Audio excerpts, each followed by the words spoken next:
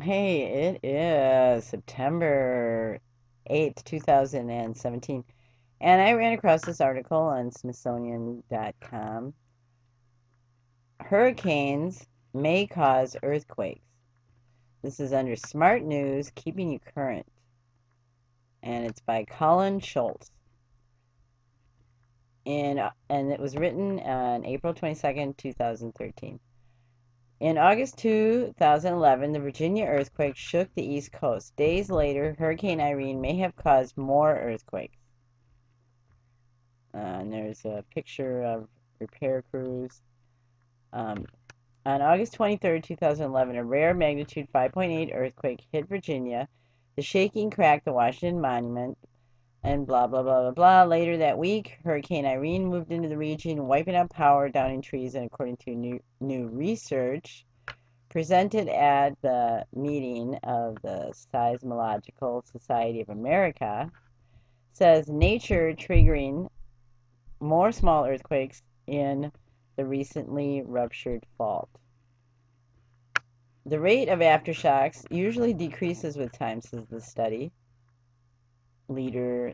I'm not going to say this right, Zhigang Ping, a seismologist at the Georgia Institute of Technology in Atlanta.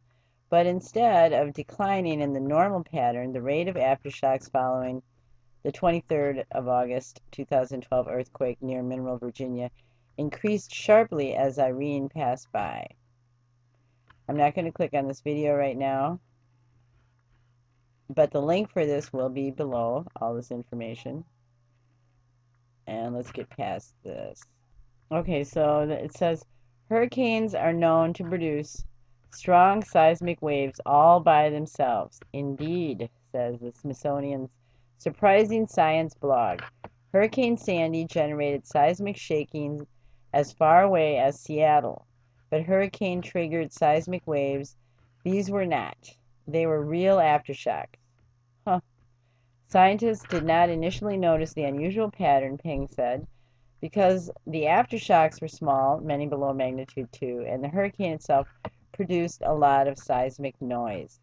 A careful analysis of the data, however, revealed that the aftershock activity actually rose around the time of the hurricane passing. So you can read more of this if you want, and I want to show you something else. So this is in telecast, and what I want to show you is these. 1 hurricane, 2 hurricane, 3 hurricane, and then of course the recent hurricane that was in the Texas region up in here. And then I'm gonna go to earthquakes,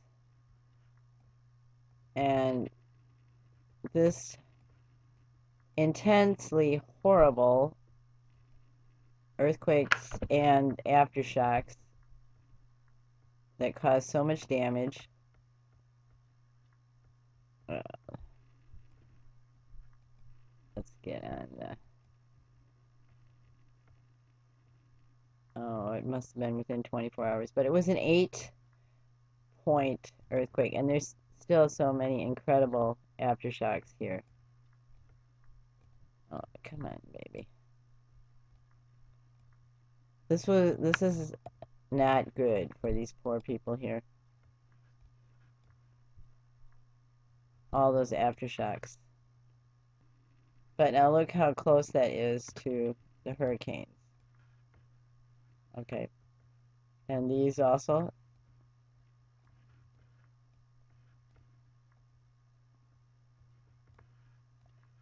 Okay. Let's get close to this. See how close this is also?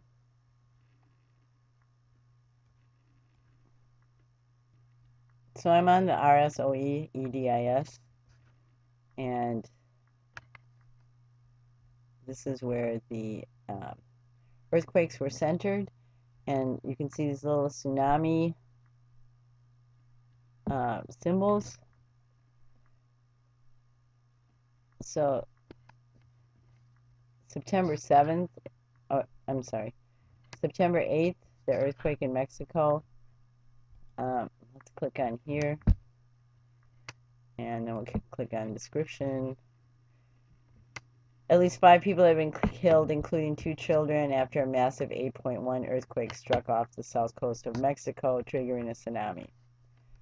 The update is one of the most powerful earthquakes ever to strike Mexico. Has hit off of the southern Pacific coast, killing at least 32 people, toppling houses, government offices, and businesses, while sending people into the streets more than 650 miles away. And I'll leave the links for these below. I'm going to click on the map of the area.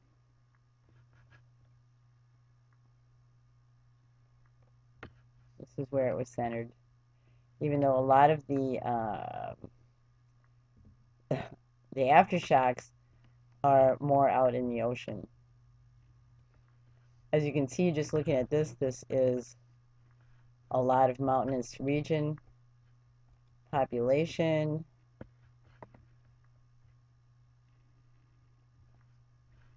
Here's the color key over here that tells, so there's quite a few people that live in that area where that was. Sorry about that. Where that occurred. Now what's cool about this RSOE site is that this little person over here, if you click on it, you can move it over, and anywhere where it's blue like that, you can see pictures that were taken by different people of what the area looked like before the earthquake. And like here you can see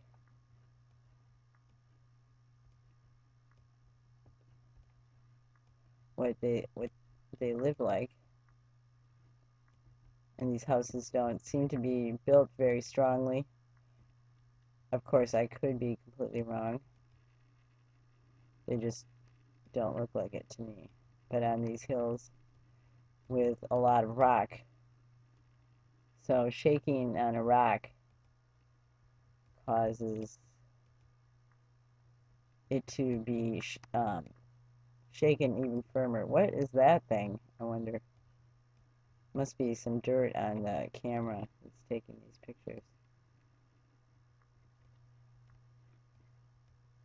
So this is some typical housing. There's a lot of people.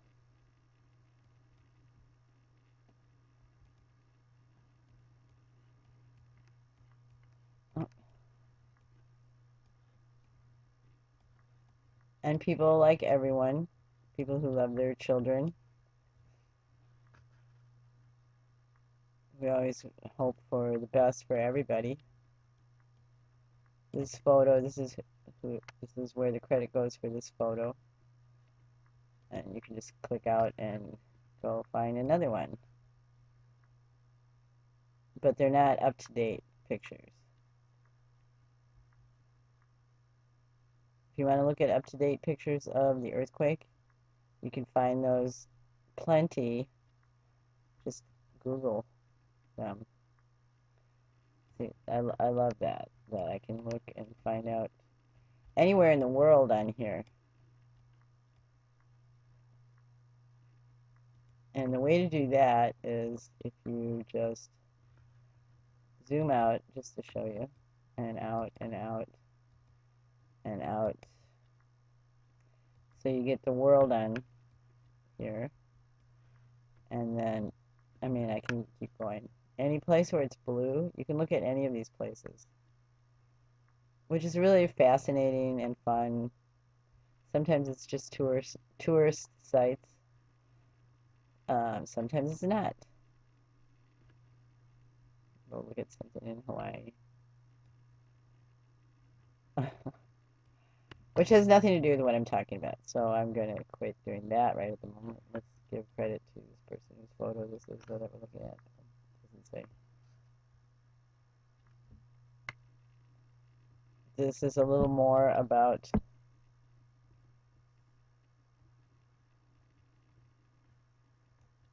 the photo.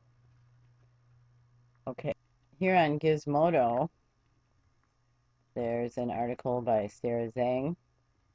5 ways human can cause earthquakes. None of these seem to relate to the hurricanes, but um, they're saying that here are the 5 reasons, or 5 things. Dams and reservoirs. The water is heavy. And then they cite an example.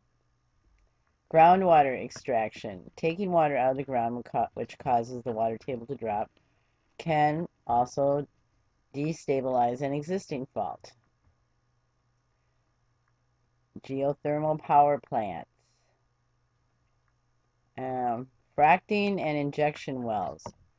2011 earthquake. When it comes to hydraulic fracturing or fracking, it is actually not the extraction of oil or gas that's the problem.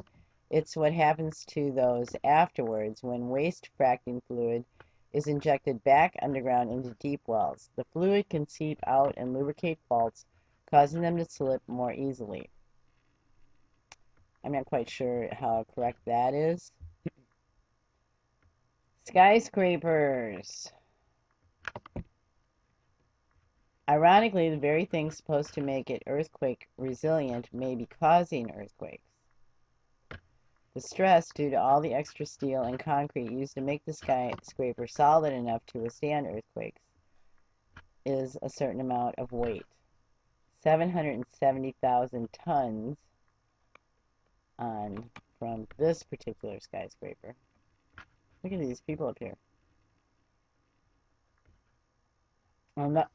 Over-enthusiastic sports fans.